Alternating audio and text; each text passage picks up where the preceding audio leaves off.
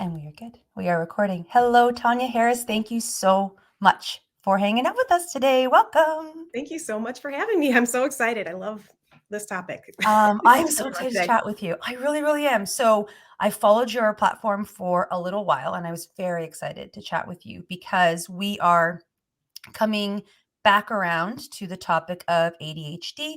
And I've seen you around. You have done some amazing things and educating and raising awareness on a pretty, I think, very important topic in terms of toxins in our home, how they affect people in general. I should say in general, I think it's a very poignant topic. And I think when you add an ADHD factor and in terms of how it can affect in particular, or how some people may have more sensitivities than they're even necessarily aware of. I'm still learning it, and we're still going through that process in my own home as well. It's a slow and steady process, which we'll get into. But before we get right into all the things, can you tell us a bit about yourself in terms of the background and how you kind of came to this work and came to this process? Sure. It was definitely a long journey and Understand? yep, took lots of weaves and ins and outs, but really it started back in 2006 Mm-hmm. when my son started having attention issues in school and Right. I had seen them, so it wasn't a shocker, but Right. when they said they wanted to test him, I was like, "Oh, I've seen it too, but I just need a couple weeks." Yeah. I'm not against medicine. Some people act they need it for ADHD and symptoms like Right. that, but I Absolutely. also had childhood cancer. Mm-hmm. Um, Wow. right when right before I turned 7, I got diagnosed with leukemia. Oh So, my God. yeah, so I was always told, "Be careful what you eat, be careful what you eat." So, Okay. there was just something in me that's like, I wonder if there's something in our house that is contributing to some of these symptoms that maybe we can kinda try to correct without going the Okay. medication route. And if Right. we have to go the medication route, that's fine, but let's just see. So, went home, did a little research, not as easy back in 2006, Right. online, dial-up. Absolutely. Yep. Yeah. Oh, that took Yes. forever. But I dug in and really all I took out were 2 ingredients that I found that really are linked to ADHD and hyperactivity. So those 2 that I took out of his diet were artificial colors and sodium benzoate. And then Okay. when I went back to school, a couple weeks later, they didn't wanna test him anymore. So I was like, Wow. "Oh, wow. Okay, so that's pretty cool." And I was hooked. So I went home and I did some more research and found out that it's not just what we eat, which is what I always thought. It's Right. also the candles in in our homes or the scented air fresheners that we're using in our homes, which really bummed me out. The stuff that we put on our skin, all of that can get absorbed by the body, whether we breathe it in, eat it, it's on our skin. There's so many different routes of exposure. So then I just really dug in, created an online store, and long story short, I got so many questions from parents about these toxins and these products that I was so carefully vetting because, Right. labels and claims are so misleading Right. that I decided to go back to school and get my master's degree in holistic nutrition. And then I Okay. went on to become board certified because I also want to show my clients too that I'm keeping up on my education. But I really wanted to understand how these toxins work in the body and what we can do to kind of mitigate those symptoms. So that's Can kind of a you really long answer, but it's No, that's amazing. And can you so okay, food coloring. So to get very specific, because my own curiosity is piqued. So food coloring, like all food coloring, like automatically my brain, because in my household is candy, right. because we all have a big sweet tooth. Yes. So automatically I think of candy, right? And Right. but is it deeper than that? Like, Yes. is it in? I'm assuming, is it in foods that we wouldn't necessarily think of? Unfortunately, yes, it's in foods, it's in so many things, even like pickles. Sometimes you'll see like a yellow number 5, yellow number 6. So really Huh. the 3 Huh. main ones, there's more than this, but red 40, yellow number 5, yellow number 6, those make up 90% of the food colorings used in our everyday foods. But it's also in toothpaste, it's in medications like syrups. Um, it's in so many different things. So that's why it's so important to know what to look for on the label. So I always recommend looking for a color followed by a number, and then that's an artificial color.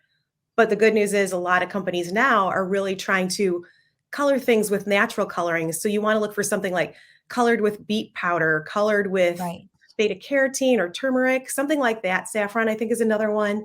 Right. So that's what you want to be on the lookout for. And unfortunately, here it's not labeled, but in the EU, the European Union, a lot of countries over there, when they have an artificial color, they do, and even though they're phasing it out, they do have a warning on the label that says Right. artificial colors are linked to hyperactivity in children. I have to say this too because I'm newer, if you will, the past few years where I've tried to dive a little deeper into this, and I have been quite shocked with how many things I'm discovering, like the same product that is in North America and Mhm, is in Europe, let's say, for example. Exact same product by the label, like by the look of it, but mhm, the ingredients are different. And that is something that I just started really recognizing or realizing by some of the platforms and people that I have been following, yourself included, but some of the people that I have been following that are very passionate about, specifically, we'll get into food right now, but about what is allowed. Like it's like one thing, an example to be specific, it was M&Ms. It was a big, mhm, big bag of M&Ms. And again, available here, available in Europe, but then they showed the back of the ingredients, and what was permitted in North America is actually not permitted in Europe. It's right. like certain things. And I'm just like, how could it be the same product but made completely differently? And I was like, oh my God. And that was one example I remember where I was like, okay. And then I started doing more research, and it was a lot more common than I thought, that there's a lot more chemicals and toxins that Mhm, are permitted in North America right. than is in Europe. It's just an example of how I think we need to do a little bit better, and as well Yep. as be a bit more aware in general. Exactly, and the good news is too that people can vote with their wallets. So a lot of these companies are Right. responding by, for example, Johnson& and Johnson with their baby shampoo. Maybe still not ideal, but parents wanted the formaldehyde releaser taken out of there, and they took it out. Yes. I don't know exactly what they replaced it with off the top of my head, but things like that. And there's so many companies every day that are coming out with so many amazing products that work as well, if not better, than other ones because going back to it's not only food, it's also cosmetics that they have different formulations Right. for. So we see it Right. in so many different things, and we do need to work on getting stricter guidelines here, like they do have in Europe, to Yeah. protect ourselves and especially to protect our children because they're so much more susceptible to the effects of these toxins than Yeah. we are even.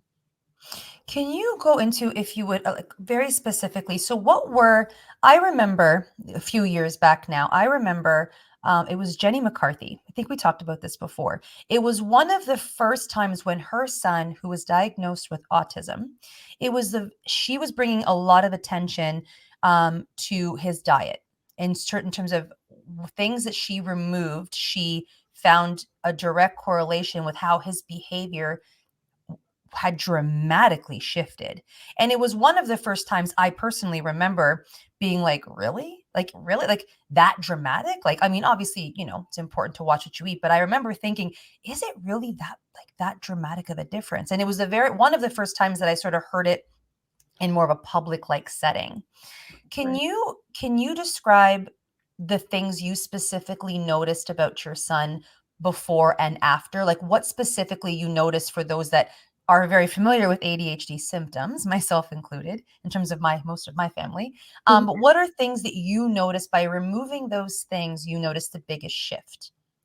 I think it was mainly in the fidgetiness, if that's a word. It's Yep, hard to say. absolutely. It is here. Yeah, Yes. yeah, exactly. Yes, So it is here. So is shiny squirrel, as what we oh, say. shiny So squirrel. That's my problem. me too. Yeah, I have shiny squirrel syndrome for sure. But I mean, definitely was in the fidgetiness and Okay. just able to pay attention. So I always say we did not cure him. We Absolutely, lessened the right? symptoms because Yeah, there is no cure, but there are things that we can do to mitigate some of those symptoms and also lessen them, especially through food, because food really is the foundation of health. So right. there was a study, I think it was published in the Lancet. It was a British study, and they Mhm. found that children who consumed, when they did this study, they did a placebo controlled study. And Okay. then also they gave children a beverage with those artificial colors and the sodium Right. benzoate preservative, because that's usually where you find it is in beverages, those two together.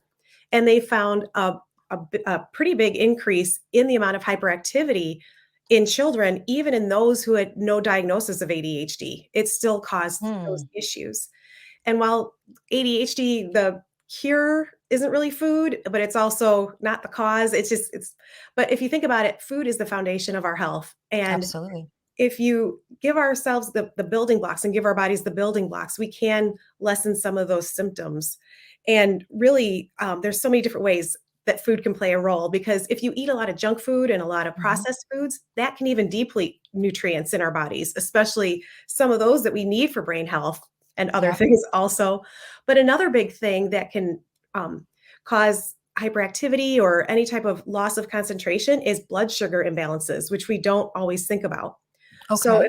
if our kids eat or us eat a Right. really sugar-filled breakfast and we go off to school, it can take several hours for that sugar to wear down, but it causes a blood sugar imbalance in the meantime, which can Mhm. lower concentration. It can Mhm. cause mood disorders. It can, cause an increase even in aggressiveness. Right. So, Right. and also they found that it can affect the manufacturing of certain neurotransmitters in our brains, like acetylcholine and dopamine and serotonin and GABA, these things that Mm. actually do play a high role in ADHD. So there's so many different ways a blood sugar imbalance can even affect our behavior, whether or not we have ADHD. How do you this is one, topic that my husband and I have broached, and it's how we talk about it with our kids. Mm, So, my youngins are quite young. They're, 6 and 4, and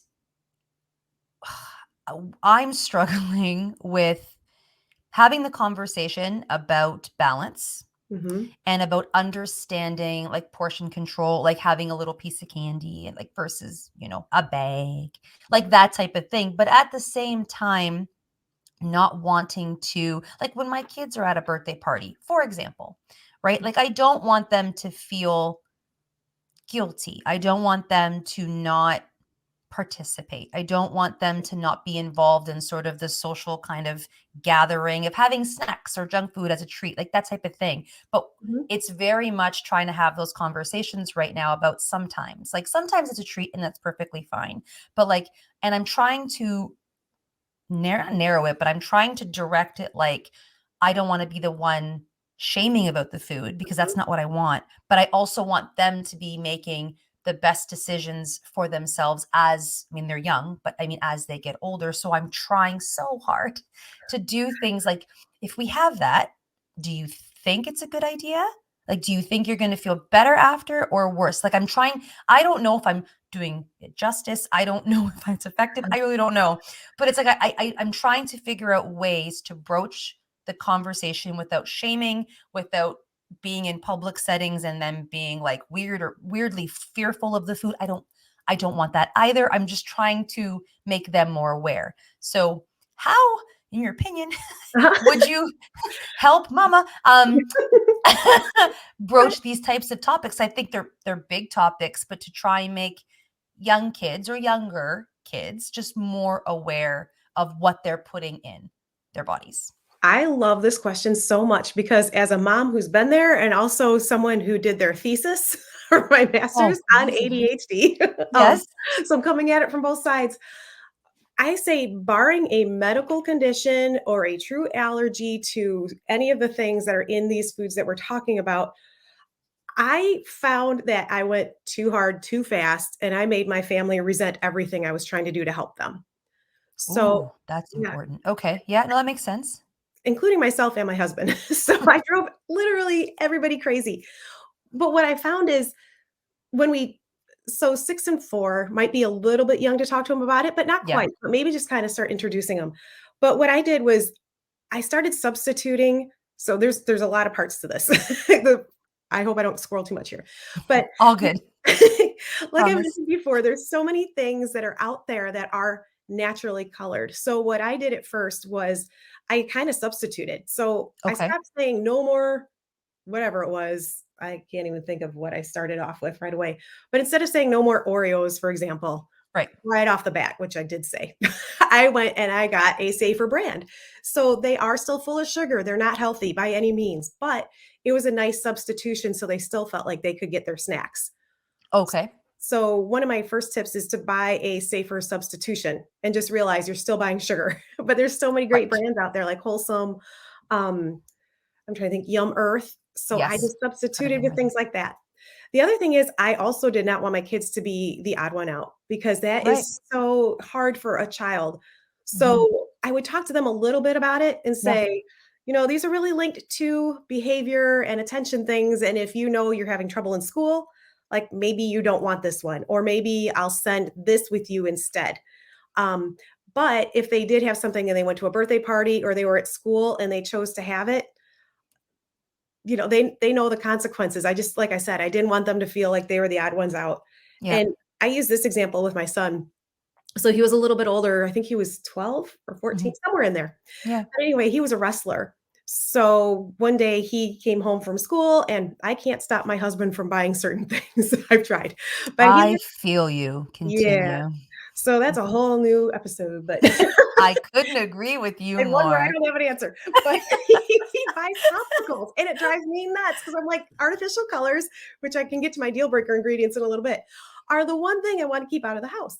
So my son went out and he got a yellow popsicle and he brought it in, and I said, "Oh, you know what? That yellow number 5 that's in there is linked to asthma and worsening asthma symptoms. So you have practice today and you have a meet tomorrow. You might not do as well because that's aggravating your symptoms." And he just kind of looked at it and he threw it away.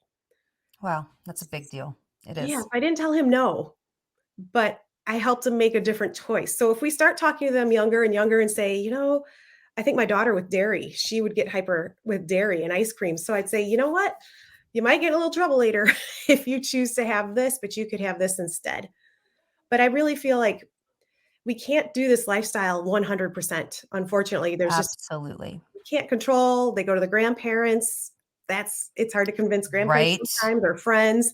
Right. So Grandparents, we love them. right, We exactly, so but do. exactly, but we just don't know what they're eating over there. Exactly.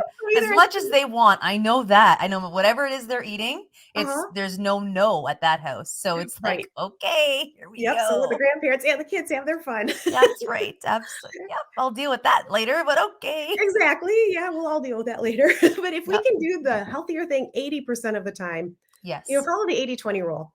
80% of Yeah. the time, if we can make the right decisions, sometimes that can offset that 20% where either we want the treat because we should all reward ourselves, or our kids should be able to have fun at their grandparents' house or a friend's house. So if we Yep. can just do that 80-20 rule. The other thing is if they're going to have sugar, if they can have a protein along with it, that can help balance the blood sugar. So say Oh, they good. have a cupcake, Okay. maybe have some nuts or something that's just a protein along with it because that's going to help stave off that blood sugar imbalance or that sugar high. That's good to know. Okay. Well, at least again, for the alternatives of it, right? So sugar and balance it with some type of protein. Okay. Mhm, That is good to know. And I wanted what you had just said too, I think is important to sort of emphasize because part of this process, when I first started a couple of years ago, I felt very overwhelmed mhm, in general. And we talked about this before as well, but I was just mom guilt because it was that idea where it's like, oh my God, like when I first started really discovering what was in what's this link, all the things, what's this linked to? And we had our second baby at the time. And I remember all I wanted to do, my husband included, actually, in fairness, all we wanted to do was like literally clean up my house. I'm mhm. like, get it all out. Like, I Right. remember being so overwhelmed by it because I'm like, oh my God, like, let's just start from scratch. And going to my pantry and starting to get rid of certain things. And it's like, yes, we did that when we started becoming more aware. But I really do think it's important to know, like, that was not the answer because it Right. was too much. Like you said, it was too much. It was too fast. I was getting so overwhelmed. And it's a process. It's a slow process. Mhm. And that is okay.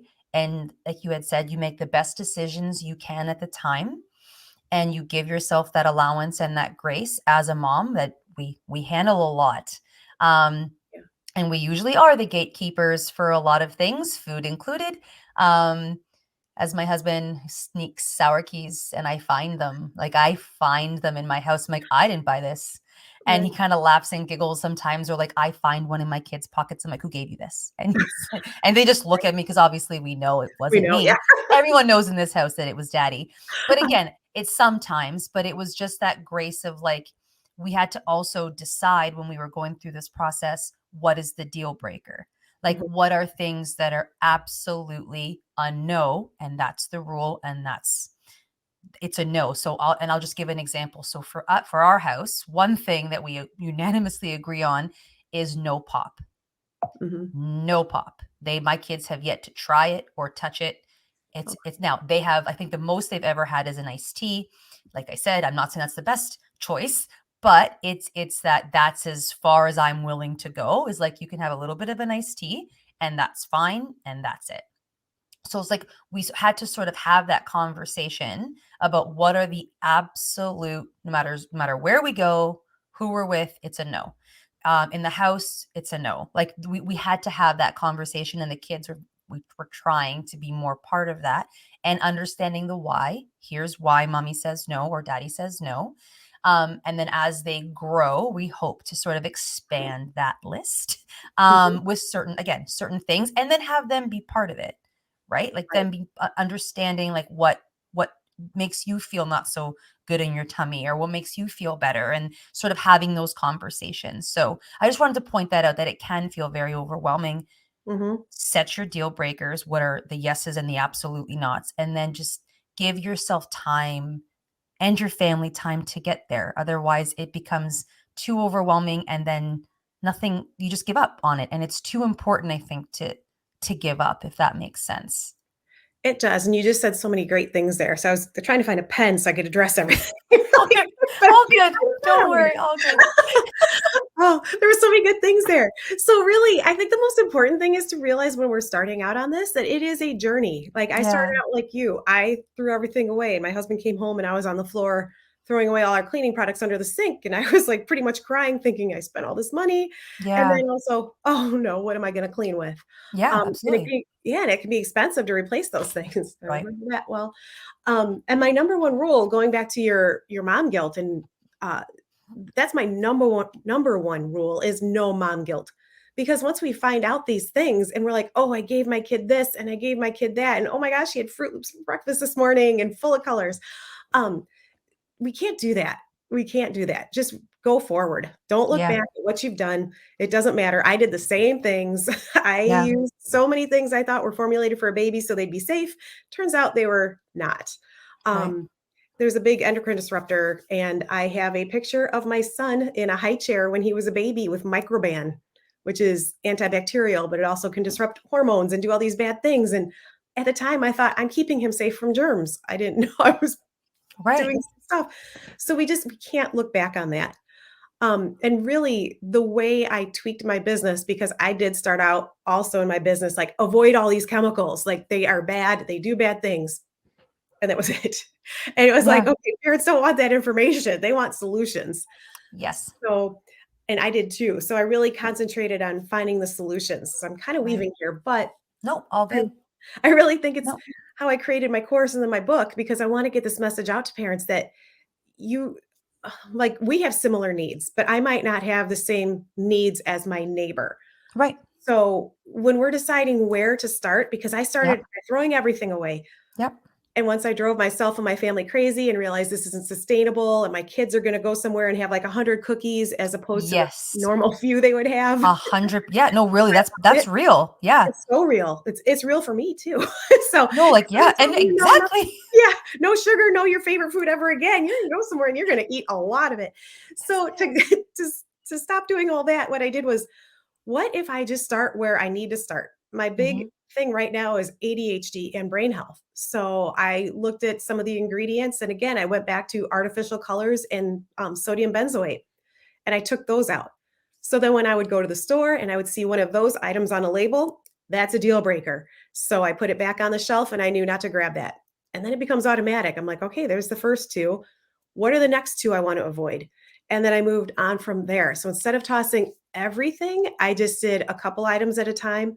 And not only does that make it more doable, it Yeah. helps you to memorize labels much easier. It helps Mm. you understand what products you should buy and which you shouldn't, or which brands. And it becomes so quick. And now it's just like, I just know. And it's so easy to me. So sometimes I don't even realize what I know because I've been doing it Right. for so long. It's been so easy. So, really, what I think we need to do is make this fit our lifestyle rather than the other way around. Instead of saying, I've got to reduce the toxins that are home, I've got to go toxin free. That's just not sustainable. We can't avoid every chemical. So what we have Right. to do is make it fit our lifestyle. So for instance, Oreos, not the best, but there's no artificial colors. So Mm. I'd buy a safer brand of those, things like that.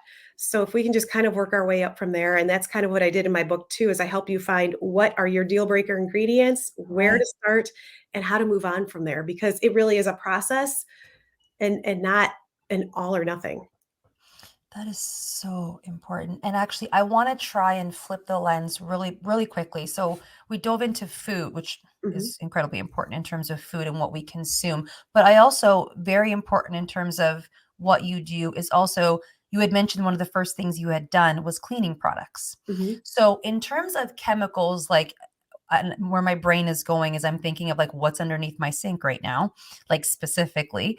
mhm. What are three chemicals or products, or maybe I guess they'd be linked, or yeah, that are the most harmful and common that you would find, let's say, in terms of what we are cleaning within our homes, which is also incredibly important.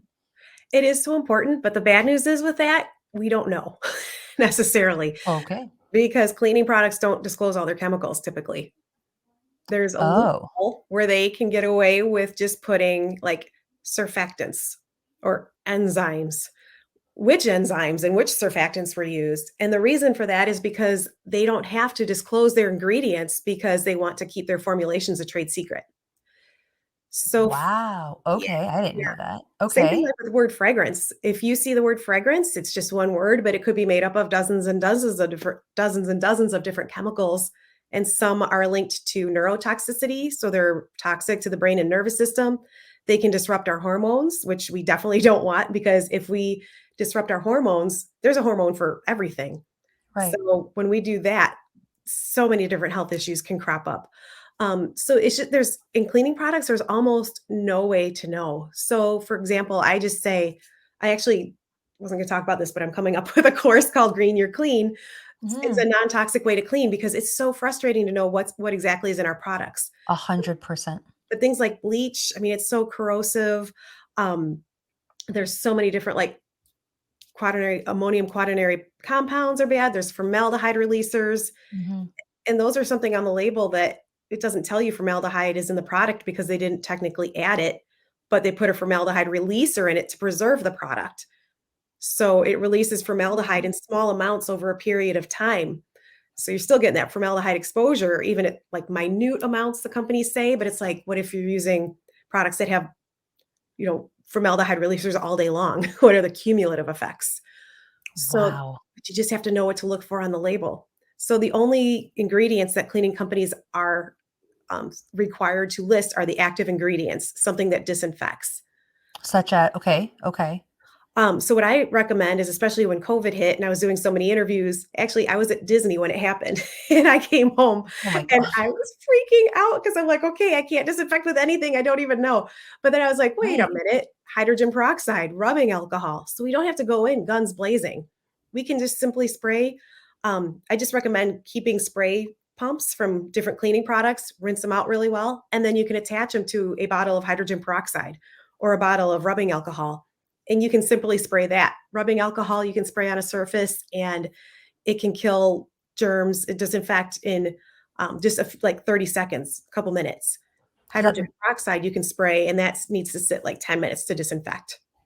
that's what I was gonna ask you, because part of, well, you kind of answered indirectly, but part of my next question was solutions to it, right? So if Mhm. I'm getting rid of my bleach or the Clorox or like whatever it is that's under their Vim, I don't know, I'm just naming things off.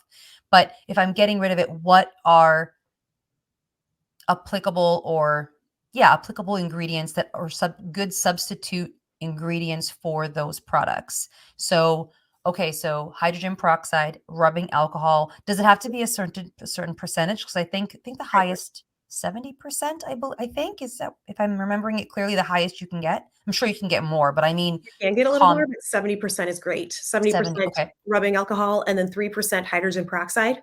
Yes, Don't right. spray them together, but No, you right. separately, you can spray, you can use either or. And then window cleaner too. Like I'm not a big DIY person, but I always say I can't cook, but I can make 22 chapsticks in 4 minutes. But I can also make cleaning products, but I can't cook. I don't like to be in my kitchen. I'm just going to say that. Things like window cleaner are as simple as white distilled vinegar and or just white vinegar and distilled water, a 50-50 combo. So for window cleaning, I mean, there's a lot of stuff in window cleaners that isn't great. And I like to give solutions for safer brands to buy. But when it comes to window cleaner, I'm like, just put it in a spray bottle, a 50-50 combo of distilled vinegar and or white vinegar and distilled water. You can throw a few drops of lemon essential oil if you want in there for scent. But there's so many different things to play with when it comes to DIY cleaners, even for stovetop cleaner, just to make a little paste of baking soda and water, put that over grimy areas on your stove, and then spray it with vinegar, and it comes right up. Just don't spray vinegar on your marble or stone countertops or floors because it can etch, but stovetops, it's fine. My next question I was going to ask you, which is personal, but I mean, for all listening, I try to use vinegar a lot. And I always wonder if I use 10% vinegar, Okay. a little stronger or no, you can buy 10. No, it's 10% vinegar. And it's actually labeled like it's vinegar, but it's labeled cleaning vinegar. Like it says it on there. But I always wonder, I'm like, is this sufficient? Does that make sense? Like I'll spray my, I'll be cooking or whatever, and then I'll spray my counter, what have you. So I try and use that obviously more often. And sometimes we'll put some baking soda on the counter as well, depending. And I always wonder, I'm like, is this good? Like, is this sufficient? Do I let it sit? Should I let it sit? Is it just as effective? Like, because then again, it's the whole germ factor, right? So it's like, I want the germs gone, but I don't want the toxins in my house. So it's just something that I've always been curious because, especially with my family, it's vinegar for everything. Like my mom it's vinegar. Used to be Windex for a long time for everything. And sort of we made the transition, now put vinegar on it. Like now it's all about the vinegar. I'm like, I hope this is doing what it's supposed to be doing. I don't know if it is or not. I think it is. Yeah, vinegar unfortunately does not disinfect. It does clean. Like you can put it in a toilet bowl even and clean with that. So just let it sit a little bit. Yep, it cleans, but it doesn't disinfect. To disinfect, it's got to kill like 99.999% of germs. But vinegar does not do that. But vinegar does clean. It has cleaning properties, and it can clean things like I think it kills like E. coli and stuff on countertops. Yes. The thing is, if you have a stone or marble countertop, it can etch. So that's when you just clean with a non-toxic multi-purpose cleaner. I love anything that's Castile soap based. And we have to be careful too with the greenwashing. There's a lot of cleaners out there that are labeled as organic or natural, and they're not. They still have bad ingredients in them. Yep. So I always recommend like a Castile based cleaner, Castile soap. I like Vermont Soap Organics. It's one of my favorites. Ooh, and I'll talk about my favorite disinfectant in a second, cleaner and disinfectant. But then just follow it up. Oh, it's so good. And then just follow it up with a spray of hydrogen peroxide. Again, let that sit like 10 minutes. And then, or you can use rubbing alcohol, which just takes a couple minutes to disinfect. But one thing I wasn't sure if I would talk about, but I love this cleaning product and it's so important, I believe. It's electrolyzed water. So I love the brand Force of Nature. They do a really great job. It's what I have. There's a few companies that do it, but Force of Nature is the one I like just because it's so easy to use. So it's this. So I guess it was not too far off. So this is it. It's hard to find it. There we go. There we go. Yeah. This just sits on your counter and this is maybe 6 or 7 inches tall. I don't know. I'm not a good Okay. judge. But anyway, they sell these capsules that go along with it. So all you do is you fill this with water. Okay. And then you add a capsule and then you turn it on and it starts blinking. Okay. And it turns green when it's done. But it is the coolest thing. So it takes this capsule of salt, water, and vinegar, and you have to buy the capsules because it's in the correct amount here. Right? But the electricity that shoots through it turns it into sodium hydroxide and hypochlorous acid. One is a cleaner, one is a disinfectant, and it's completely non-toxic. Completely. Wow. Oh yeah, and it cleans everything. I replaced all my cleaners with it. I don't even have a cleaner anymore. So when you look under my sink, I have one spray bottle. So there's a little bit of upfront cost. I can't remember exactly what it is because it's been a while since I bought it, but you can buy this or you can buy and I have a link too for a certain percentage off. But you can buy this, and I mean, we used it all throughout COVID. It's on the EPA's list N of things that fight COVID. Wow. Can you say the name one more time? Sure. Force of Nature multi-purpose cleaner. That's amazing. I feel like I'm I've doing never heard of that. That's amazing. it's the coolest thing. So I spray my dog's water bowls. So the thing is, when you clean and you want to disinfect, the big difference is you want to clean before you disinfect because any sort of dirt and grime can lessen the effectiveness of disinfectants. So instead of going Mm. in with bleach and antibacterial wipes, which can cause all sorts of health problems in the long run, you can just clean with this. So you spray the surface, wipe it away, and then you spray it again and you leave it for 10 minutes and it disinfects. Totally non-toxic. I've even gotten, because I've gotten 2 puppies in the last year. Mhm. Not easy on your carpet. I've gotten carpet stains out with it. It's got a really light bleachy smell afterwards, which I don't do well with bleach, but it's just such a nice, pleasant smell. So it's so cool that you actually turn water into something that kind of acts like bleach, but it's completely non-toxic. And you use that like you said, carpets, like, you literally use it for everything, Every whether that's like a countertop or a floor, like, whatever it is, you use it for that. Or that's Exactly. what you use, sorry. Yep. Yeah, you can use it anywhere. You can use a water-based cleaner. So like I said, I don't think I even have a cleaning product anymore. I'm trying to think what I have. I have one Castile soap based, that Vermont soap I mentioned, and that's it, just because I like it and I like the smell. Um, That's it's amazing. scented with orange essential oils, so that's all I have. So I spray it, even if I wanna disinfect, like, their food dishes when they get done eating, I clean them out and then I spray them. Same thing with the water bowl, because you know how it can get that, like, gunk buildup, that Yep, slime. Wash yep. them out, and then I spray that, leave for 10 minutes, wipe it out. That is amazing. Now, if I need to tell people, I mean, we're gonna have all your information in our show notes and in our links, of course, but can you actually tell us about your book? Can you tell us about anything upcoming that I think people should know in terms of how to get hold of you? What's upcoming? Oh, sure. What's upcoming is my Green Your Clean course. Mhm. So, I get a lot of questions about cleaning products, especially after everything we've been through the last couple of years. Yeah. And what I realized is I love cleaning, which my parents would never have thought I would be a green cleaning expert growing up. They would have been, but I was like, the science experiment in person with mold growth. I don't know. But anyway, so I realized how much I love cleaning and how many things are out there that help you clean, like this Force of Nature or my steam cleaner. I steam clean everything and it saves so much time. So I put together this course that addresses like just pretty much how to clean every single surface of your home. Um, Amazing. and I took all the interviews I've done because I was a regular on Martha Stewart for a little while, MindBodyGreen, all these places where I was talking about green cleaning. And I Yeah. took everything I've been doing and parts from those interviews and put it all into a course. I'll have a membership site called the Slightly Greener Living, Mhm. where not only do I tell you what toxins to take out and I take you through my book, The Slightly Greener Method, or what's in my book, I teach you what to do when you're done. Because what I also realized is I like organizing and creating just a happy, healthy home because a home that you declutter and that you organize and that it sounds like a lot, but it's not, and that you remove the toxins is such a safe, healthy, calming haven, is what it becomes. Absolutely. So I kind of teach you like what to take out, what to replace when, how to organize it if you want to, because I have a professional organizing certificate now too. Um, and just how to live in your home toxin free and make it feel like it's just your home should actually be one of the places where you come home to and feel safe and know Right. that you don't have all the scented products and all the stuff. Even though Mhm. there's options for that too, uh, to go through. So that's coming out next year. I was just gonna say, so it's coming out, so next year to look out for that. And please tell us about your book because that is available now. Anybody can grab that wherever you buy the things, but tell us about your book as well. Sure. My book is called The Slightly Greener Method. Mhm. Detoxifying your home is easier, faster, and less expensive than you think.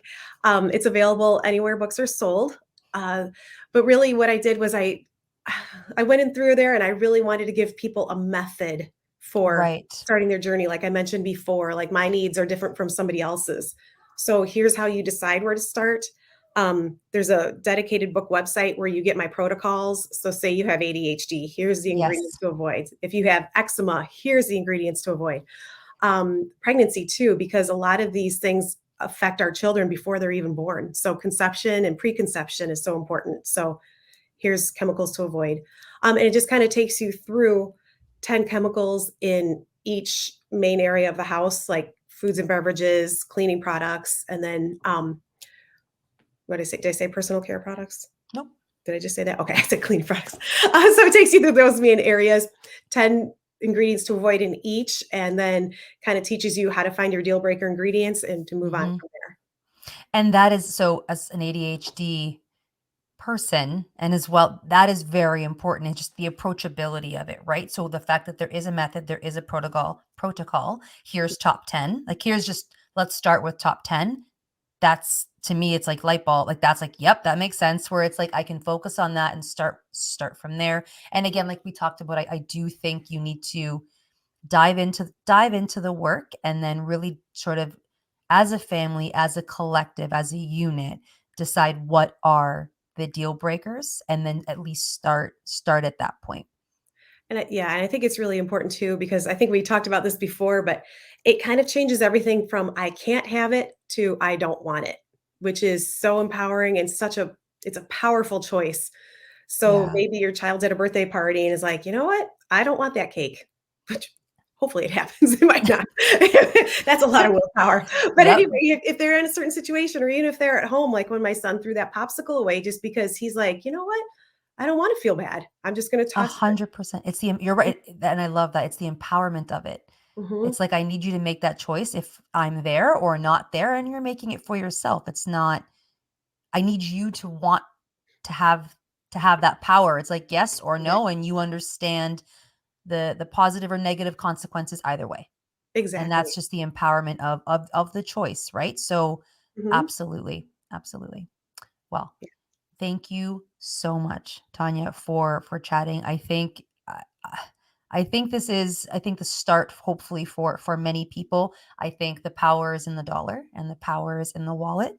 I really really do, and I hope that as a collective, as a culture, that we start to become more aware of what we're bringing in. And although I think it can feel overwhelming at first, we have more control than I think we realize in a Yep. lot of ways in terms of big corporations, big companies, the awareness of we just want good food. We just want good, clean products for our families, and that's how we get it is in conversations and in the choices we put in terms of where our money goes. So, Exactly. thank you so much for chatting today. I truly, truly appreciate it. Oh, yeah. Thank you so much for having me.